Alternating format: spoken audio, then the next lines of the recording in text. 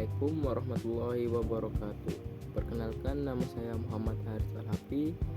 Saya dari kelas C Program Studi Manajemen semester 1. Kali ini saya akan mempresentasikan tentang korelasi antara frekuensi penggunaan media sosial dengan kemampuan berbahasa baku. Pertama-tama kita panjatkan puji syukur kehadirat Tuhan Yang Maha Esa. Karena berkat rahmat dan karunia-Nya saya dapat menyelesaikan makalah ini yang berjudul Korelasi Antara Frekuensi Penggunaan Media Sosial dengan Kemampuan Berbahasa Baku.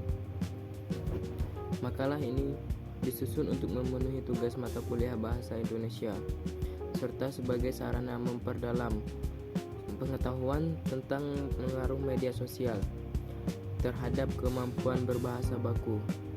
Hal pertama yang kita perlu ketahui itu adalah bahasa. Apa sih itu bahasa? Bahasa merupakan alat komunikasi utama yang berperan penting dalam kehidupan manusia. Bahasa baku menjadi identitas kebahasaan suatu bangsa karena mencerminkan cara berpikir yang logis, sistematis, dan beradab. Namun, di era digital saat ini, penggunaan seperti Instagram, TikTok, WhatsApp, dan Twitter telah mengubah cara berkomunikasi masyarakat, terutama di kalangan mahasiswa. Penggunaan bahasa di media sosial seringkali tidak mengikuti kaidah bahasa baku. Banyak ditemukan penggunaan singkatan, akronim, hingga istilah gaul yang tidak sesuai dengan ejaan bahasa Indonesia atau EBI. Fenomena ini memunculkan kekhawatiran bahwa semakin sering seseorang menggunakan media sosial, semakin menurun pula kemampuan untuk berbahasa baku. Oleh sebab itu, penting untuk meneliti apakah terdapat hubungan korelasi antara frekuensi penggunaan media sosial dengan kemampuan berbahasa baku mahasiswa. Yang menjadi pertanyaan adalah bagaimana korelasi antara frekuensi penggunaan media sosial dengan kemampuan berbahasa baku mahasiswa. Sebelum menjawab pertanyaan tersebut, saya akan menjelaskan tujuan penelitian ini. Yang pertama adalah untuk mengetahui tingkat penggunaan media sosial di kalangan mahasiswa. Yang kedua adalah menganalisis pengaruh frekuensi penggunaan media sosial terhadap kemampuan berbahasa baku. Dan yang ketiga adalah untuk menganalisis pengaruh frekuensi penggunaan media sosial terhadap kemampuan berbahasa baku. Penelitian ini juga memberikan manfaat. Di antaranya adalah yang pertama, memberikan pemahaman tentang dampak media sosial terhadap kemampuan berbahasa. Yang kedua, menjadikan bahan pertimbangan dalam pembelajaran bahasa di lingkungan akademik. Dan yang ketiga adalah untuk mendorong mahasiswa untuk menggunakan bahasa baku dalam berbagai konteks komunikasi. Selanjutnya kita akan masuk ke dalam pembahasan. Menurut Frida Laksana, bahasa baku adalah ragam bahasa yang dijadikan tolak ukur dan digunakan dalam situasi resmi. Sedangkan menurut Kaplan dan Heinlein, media sosial merupakan platform berbasis internet yang memungkinkan penggunanya untuk berinteraksi, berbagi informasi, dan berpartisipasi dalam komunitas virtual.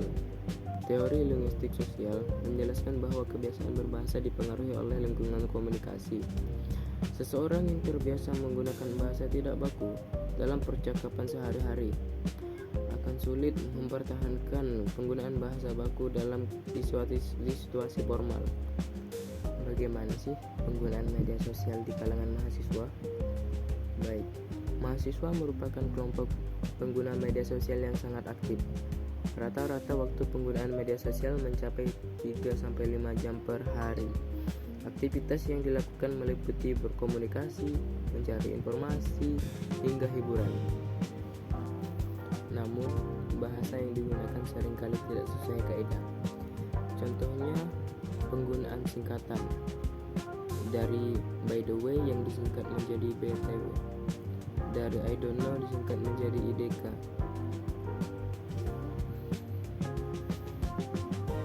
Oleh sebab itu, kemampuan berbahasa baku mencakup keterampilan menggunakan ejaan, diksi, struktur kalimat, dan tanda baca sesuai aturan resmi. Dalam konteks akademik, kemampuan ini sangat penting untuk menulis karya ilmiah, laporan, dan komunikasi formal. Hasil penelitian terdahulu menunjukkan dua pola korelasi. Yang pertama, korelasi negatif, yaitu semakin sering mahasiswa menggunakan media sosial secara informal, semakin rendah kemampuan berbahasa baku mereka. Dan yang kedua adalah korelasi positif. Maksudnya, mahasiswa yang menggunakan media sosial untuk membaca artikel, menulis blog edukatif, atau berdiskusi di forum akademik justru memiliki kemampuan berbahasa baku yang lebih baik. Faktor yang menentukan arah korelasi ini adalah tujuan penggunaan media sosial dan jenis konten yang dikonsumsi.